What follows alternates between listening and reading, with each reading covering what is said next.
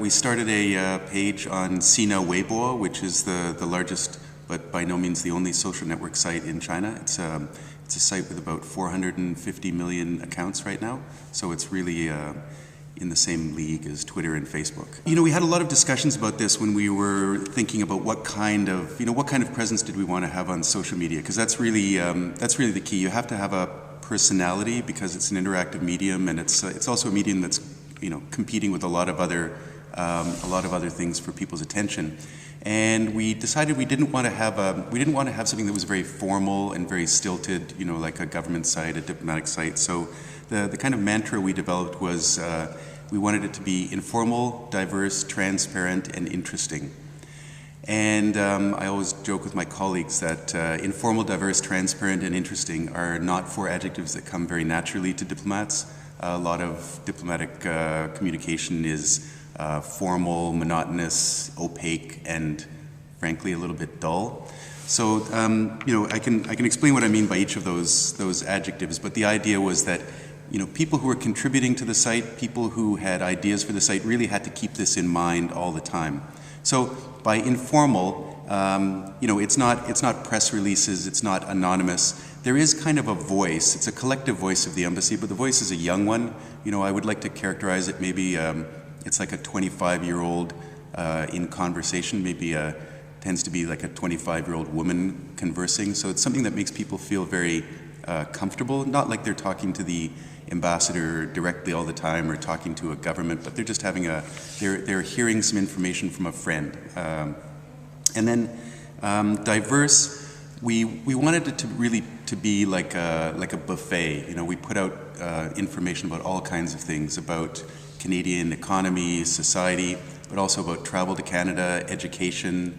We talk about political issues from time to time, but we don't focus on those because we want to be very respectful of our audience. We don't want to hector them. And, people, the Chinese audience like to hear about what's going on in Canada, and they draw their own conclusions from it. Transparent, so informal, diverse, transparent. Transparent's really the key one, because transparent, we mean that in two ways. One is we want to give people a view inside the embassy, how the embassy functions. So, for example, we have a series every week. We have our diplomats and our local staff will write about their jobs. And write about their jobs and what it's like to work in an embassy, and then maybe give some personal information about themselves. And we find our followers, our Chinese followers, find that really interesting, because I think embassies can be a little bit distant and opaque, and it's interesting for them to get a view inside the embassy and to see an embassy as a collection of people. It's not faceless. The other thing that's really important about transparent is we want our site to be transparent in the sense of if people put up comments that are critical of what we're doing at the embassy, or even critical of about Canada, we're totally fine with that, because we want to provide a space where people can talk about what they want to talk about. Of course, if they, we don't allow people to use it as a space for promoting their, commercial services or for personal attacks or, hateful speech. But if people want to be critical of us or of Canada, that's totally fine. We want to show that we're open to a free discussion.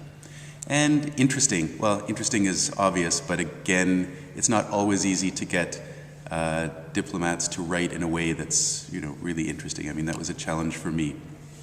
I think there's one adjective that we forgot, and it shows how we didn't really fully understand the medium when we started out, and that is interactive.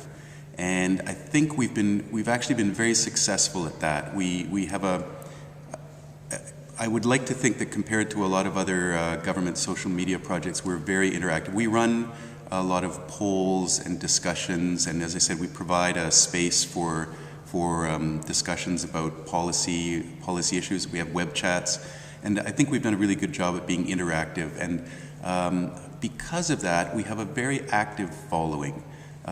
You can measure your follower numbers crudely, but I think the number of, for example, comments and retweets and the conversations we have are really good quality, and that's kind of a qualitative as opposed to quantitative issue. So we're very pleased with that.